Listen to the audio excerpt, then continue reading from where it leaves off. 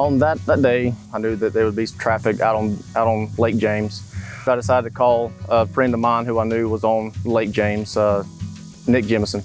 Whenever another member of the boating party answered the phone and stated that Nick had just been stung.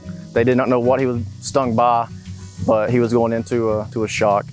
My main concern was trying to get a boat on the water to get to him to render aid. During routine patrol, we always monitor the radio to listen out for each other, and I heard Officer Boone's call on the radio. I went ahead and went to our depot, hooked up to my patrol boat. There was a registered nurse that was actually part of the boating party. She was actively doing compressions.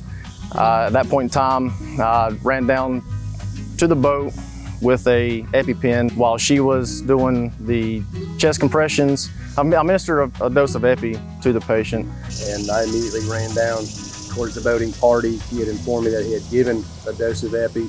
There was no immediate response. I made the choice to give the second dose, seeing that I believed it was needed.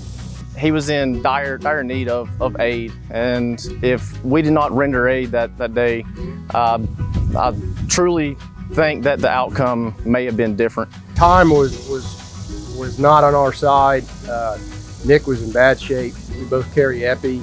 We know what shock looks like, and he was in need of quick medical attention that was going to take way too long to get there, and that's why myself and Officer Boone reacted the way we did. Like I said previously, me and Nick, we go way back, and to see a friend of mine in that type of state, from where he was, to see him actually come back to and was able to talk and breathe on his own, it felt really, really good to see that.